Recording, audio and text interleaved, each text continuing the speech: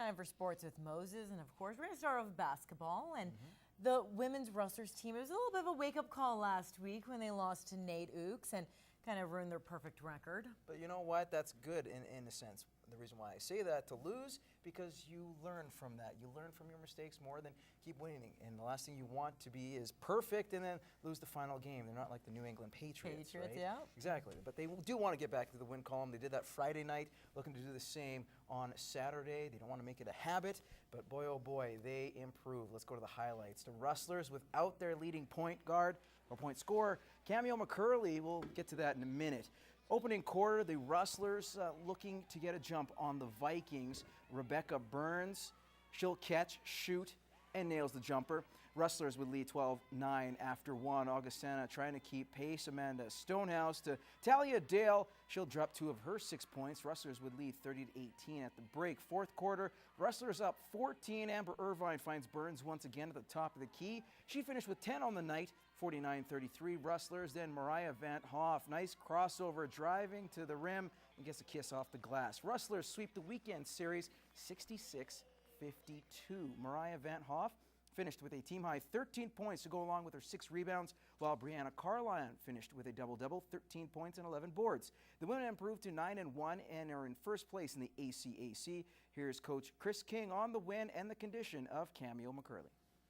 Cameo's got a little bit of a knee that she hurt last night, so we didn't want to risk it tonight. Obviously, it hurts having your leading scorer, leading rebounder out, but I thought a lot of girls stepped up, and it shows just our depth, all the scoring that came from girls that usually aren't producing just because we have a lot of key players. We wanted to start out aggressive because that's when teams give their best, and normally our third quarter is our toughest quarter. I think we did a better job tonight, and then it's just that grind into the fourth, and I think we did a good job.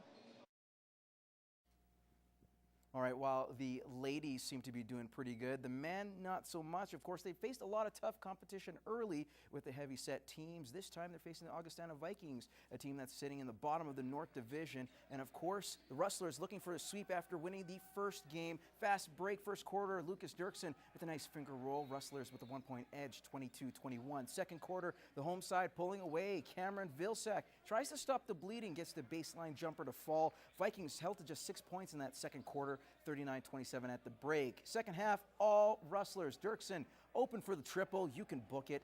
Then Evan Halleck down low will spin and get the hoop and the harm. A team-high 23 points to go along with his 10 rebounds. Rustlers take it 69-58. How about Halleck's performance? He's emerged as a top player for Lakeland College recently. Now, it has been a tough start to the season for the men, so these were big wins as the Rustlers improve to 4-6. It's what we needed, absolutely. You know, we knew that we played some of the stronger contending teams at the start. Augustana was for full value for the competition tonight. I mean, they're in a similar situation as us. You know, they're needing the wins as bad as we do. So they were game tonight. Fortunately, our defense stood tall and we held them to relatively a low number of points. And I think that's what made the difference tonight. Yeah. It's huge. It's huge. First sweep of the season, so we're feeling nice right now. Coming into the bye week, so we'll be refreshed for our next 2 games against Kings. So hopefully we can finish this semester on a good note. Now, both the men and women will have a bye next weekend before their final games of the first semester against Kings College. Now, moving on to hockey. The Lloydminster Bobcats are hitting the road this week as they play back-to-back tilts on the road starting tomorrow. But a few members were getting into the Christmas spirit early this morning. Right on this side right here? On this end. Just on the end, yeah.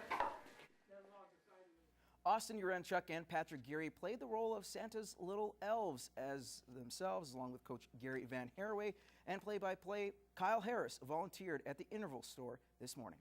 Gives them the opportunity to see just how valuable it is to work within the community and with Christmas coming up. And I mean, there are needy people, needy families that certainly can really capitalize on this sort of a situation and being able to have a place like this to come to. You know, they do so much here and there's so many volunteers who dedicate so much of their time that it's just great to get the opportunity to help them out. And there was more fun times for the guys as they had a chance to test out the toys as well.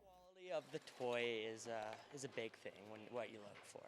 I mean, if you're gonna get a toy that doesn't work, it's gonna go down in price, or you know, if it's big and colorful, well, we boost up a little. The Cats volunteer at the Interval home a few times during the year. Having fun with the toys, eh, Austin? Well, there you go. That's our first look at sports. Gerard Lampow has your weather details coming up after the break.